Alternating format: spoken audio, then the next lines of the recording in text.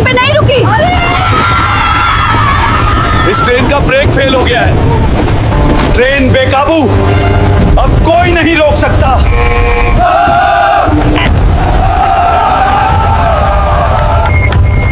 तू यहां कैसे?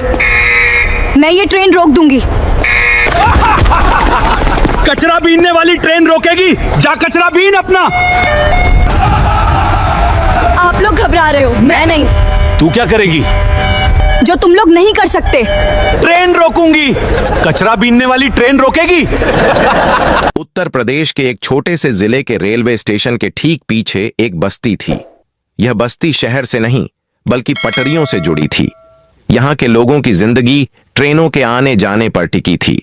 कोई ट्रेन में सफाई करता, कोई प्लेटफॉर्म पर सामान बेचता, कोई रेलवे की कचरा गाड़ियों से कबाड़ बीनता। इसी बस्ती में रहता था दयाराम अपनी बेटी आराध्या के साथ। दयाराम कभी रेलवे में ट्रैक मेंटेनेंस का काम करता था, लेकिन एक हादसे में उसका पैर कट गया था। तब से वह बिस्तर पर पड़ा रहता था। आराध्या की मां तो उसके बचपन में ही दुनिया छोड़ चुकी थी। आराध्या उस समय महज 17 साल की थी। पढ़ाई में तेज, लेकिन पैसे न होने के कारण वह 8वीं कक्षा के बाद स्कूल नहीं जा पाई थी। अब वह रेलवे स्टेशन पर कचरा बीनने का काम करती थी। लोग उसे कचरे वाली बुलाते थे। कोई उससे बात नहीं करता था, कोई उसे छूना भी पसंद नहीं करता था। लेकिन आराध्या को इससे कोई फर्क नहीं पड़ता था। उसे सिर्फ अपने बीमार बाप की दवा और रोटी की फिक्र थी। बेटा, तुम कब तक ये कचरा बीनती रहोगी? पापा, जब तक आप ठीक नहीं होते मैं नहीं रुकूंगी, पढ़कर बड़ा बनूंगी। मैं तुम्हारे लिए बोझ बन गया हूं बेटा। मुझसे कुछ नहीं होता अब। आप बोझ नहीं हो पापा, आप ही मेरी ताकत हो। मैं कभी हार नहीं मानूंगी। दयाराम की आंखों से आंसू बहने लगे। मैं तुम्हारे लिए बोझ बन गया हूं बेटा। आराध्या ने उसका हाथ पकड़ लिया। आप बोझ नहीं हो पापा, आप मेरी ताकत हो। आराध्या को बचपन से ही मशीनों और पुर्जों में दिलचस्पी थी। जब भी उसे कोई टूटा हुआ पंखा, रेडियो या कोई मशीन का पुर्जा मिलता, वह उसे खोल कर देखती। वह समझ जाती थी कि कहां क्या खराब है। धीरे धीरे उसने बिना कोई औपचारिक शिक्षा लिए मैकेनिकल इंजीनियरिंग की बारीकियां सीख ली थीं। रेलवे स्टेशन पर जो पुराने इंजन और डिब्बे पड़े रहते थे, वे उसके स्कूल थे। रात के समय जब स्टेशन सन्नाटा होता, वह चुपके से उन पुराने डिब्बों के पास जाती, उनके ब्रेक सिस्टम, चेन और गियर को समझने की कोशिश करती। एक बार स्टेशन मास्टर की पुरानी साइकिल खराब हो गई। कोई ठीक नहीं कर पाया। आराध्या ने चुपके से उसे ठीक कर दिया। स्टेशन मास्टर हैरान रह गया, लेकिन जब पता चला कि कचरे वाली लड़की ने किया है, तो उसने उसे कोसते हुए कहा, इन चीजों को हाथ मत लगाना, गंदी कर दोगी, दूर ही रहा करो तुम। आराध्या का मन तोड़ दिया गया था, लेकिन उसने हार नहीं मानी। एक दिन मैं साबित करूंगी, कचरा बीनने वाली भी कुछ बन सकती है। उसने ठान लिया, एक दिन वह सबको दिखा देगी कि कचरा बीनने वाली लड़की भी क्या कर सकती है। सुबह की वो सर्द सुबह, तारीख थी 15 जनवरी। सर्दी का मौसम था, घना कोहरा छाया हुआ था। आराध्या हमेशा की तरह सुबह 4 बजे उठ गई थी। उसने अपने पापा को दवा दी, चाय बनाई और स्टेशन की ओर निकल गई। उसके हाथ में एक बड़ा सा बोरा था, जिसमें वह दिन भर मिलने वाला कबाड़ डालती थी। स्टेशन पर भीड़ थी, सब अपनी अपनी ट्रेनों का इंतजार कर रहे थे। आराध्या प्लेटफॉर्म नंबर 1 पर खड़ी होकर उतर रहे पैसेंजरों से प्लास्टिक की बोतलें इकट्ठा कर रही थीं। कोई उसे देखकर मुंह फेर लेता, कोई हट कहकर भगा देता। उसे इस बात की आदत थी।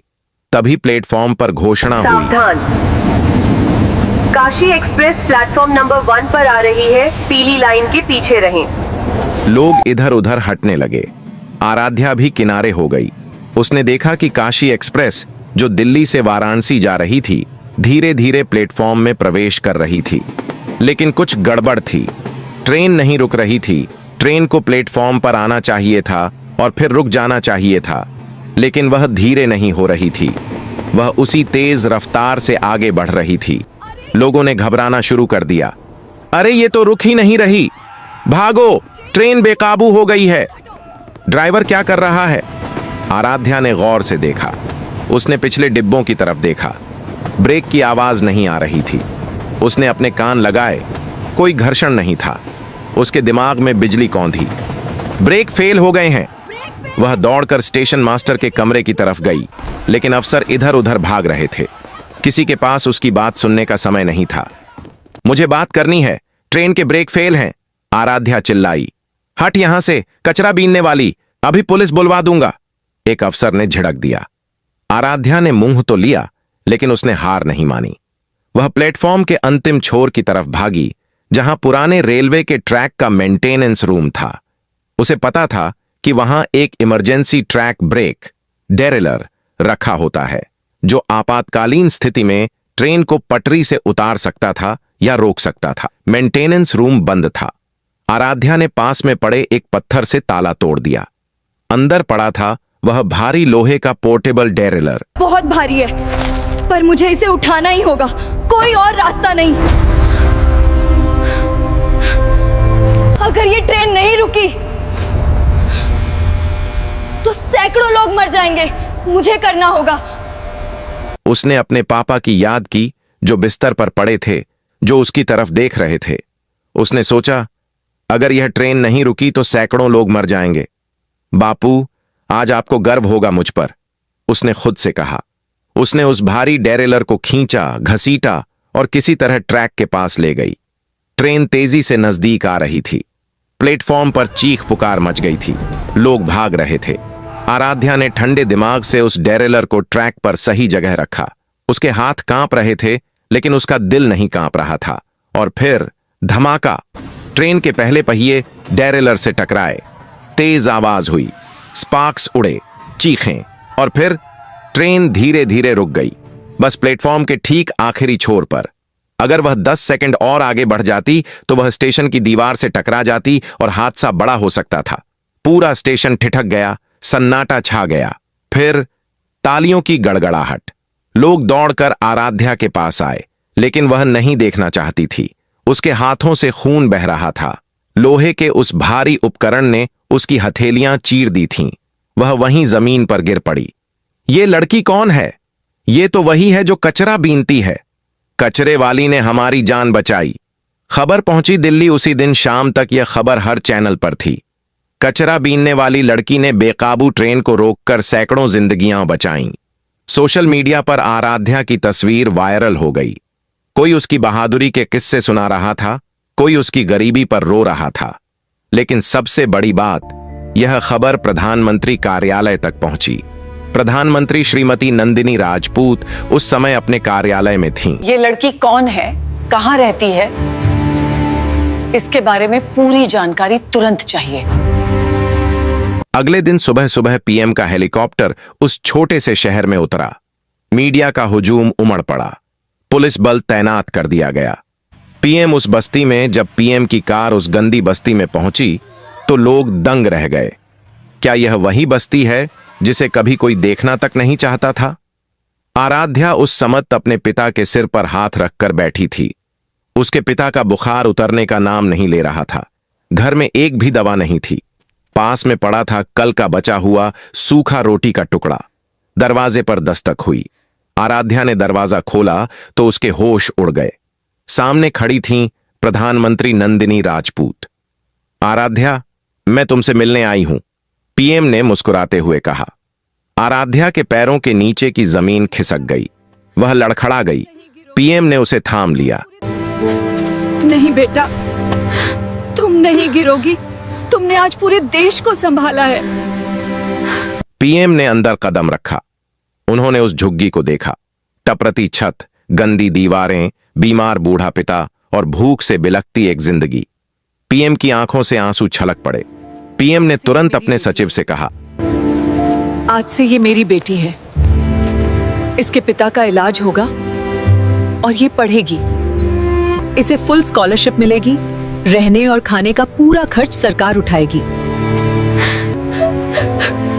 मैडम, मेरे पापा को दवा चाहिए। मेरे पास कुछ भी नहीं बचा। पीएम ने उसे उठाया और कहा, बेटा, आज से तुम्हारी हर जरूरत पूरी होगी। तुमने सैकड़ों बच्चों को उनके माँ बाप लौटाए हैं, अब देश तुम्हारा कर्ज उतारेगा।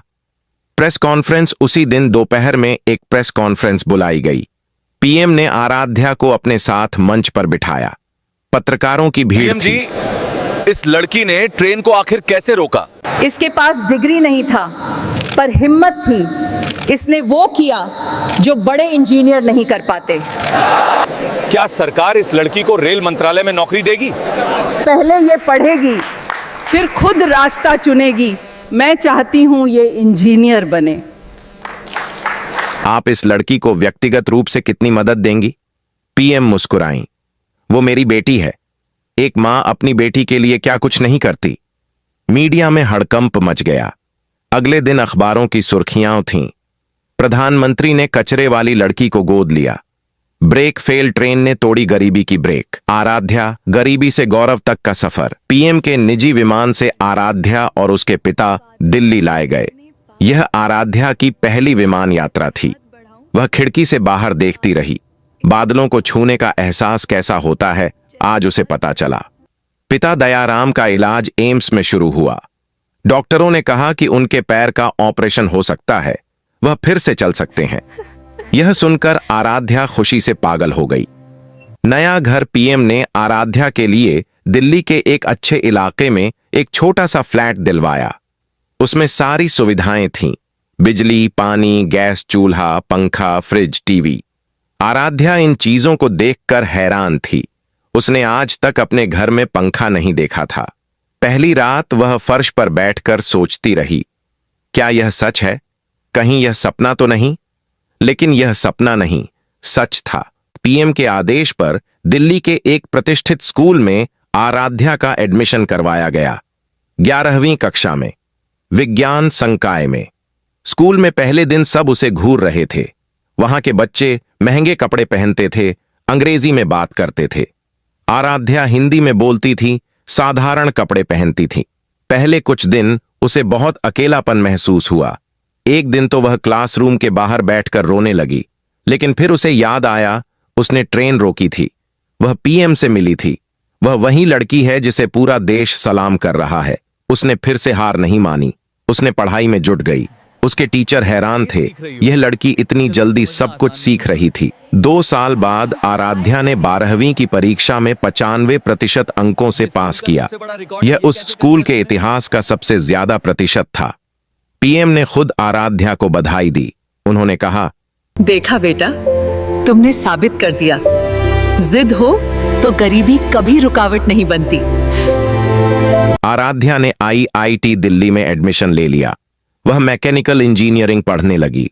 जिस विषय को उसने कबाड़ के पुर्जों से सीखा था, अब उसे किताबों में पढ़ रही थी। पिता ठीक हो गए। एम्स में ऑपरेशन के बाद दयाराम फिर से चलने लगे थे। बेटा, मैं फिर से चल रहा हूँ। ये सब तेरी मेहनत का ही फल है। आज मैं खड़ा हूँ। बेटा, तूने मुझे नई जिंदगी दे दी। नहीं पापा, आपने मुझे बनाया है। आपके बिना मैं कुछ भी नहीं थी। IIT के पहले साल में ही आराध्या ने एक नया रेलवे ब्रेक सिस्टम डिजाइन किया, जो ब्रेक फेल होने पर भी अपने आप एक्टिव हो जाएगा। यह सिस्टम उसी इमरजेंसी डेरेलर पर आधारित था जो उसने उस दिन ट्रैक पर रखा था। रेल मंत्री ने उसका मॉडल देखा और तुरंत ऑन ऑर्डर दे दिया। कहा गया, पूरे देश के रेलवे में यह सिस्टम लगाया जाएगा। आराध्या का नाम फिर से सुर्खियों में आ गया। 3 साल बाद आराध्या अब IIT की टॉपर छात्रा थी। उसे कई कंपनियों ने जॉब ऑफर दी, लेकिन उसने ठान लिया था वह वही काम करेगी जिससे गरीबों को मदद मिले। उसने उसी रेलवे स्टेशन के पास वाली बस्ती को अपनाया जहां वह खुद पली बढ़ी थी। वहां के बच्चों को पढ़ाने के लिए उसने एक स्कूल खोला। उसी बस्ती में अब बिजली, पानी, सड़क थी। जब वह पहली बार उस बस्ती में गई तो लोगों ने उसके स्वागत में ढोल नगाड़े बजाए। वही लोग जो कभी उससे हट कहते थे, अब उसके पैर छू रहे थे। तुमने हमारी बस्ती का नाम रोशन कर दिया, एक बूढ़ी औरत ने कहा। दीदी, हम भी आपकी तरह बनेंगे, एक छोटी लड़की ने कहा, जो कभी आराध्या की तरह कचरा बीनती थी। आराध्या ने उस लड़की के सिर पर हाथ रखा और कहा, तुम मुझसे भी ज्यादा बनोगी, बस हार मत मानना। राष्ट्रपति भवन में आराध्या को उसके साहस और आविष्कार के लिए भारत रत्न से सम्मानित किया गया। यह पुरस्कार पाने वाली वह सबसे युवा व्यक्ति थी। जब वह मंच पर गई तो उसने कहा, मैं वही लड़की हूँ जिसे लोग कचरा बीनने वाली कहते थे, जिसे छूना भी लोग पाप समझते थे। आज वही हाथ ये सम्मान ले रहे हैं। इसका श्रेय मेरे पापा को जाता है, जिन्होंने मुझे मजबूत बनाया, और प्रधानमंत्री जी, जिन्होंने मुझ पर भरोसा किया। आराध्या, तुम मेरी बेटी हो और मुझे तुम पे बहुत गर्व है।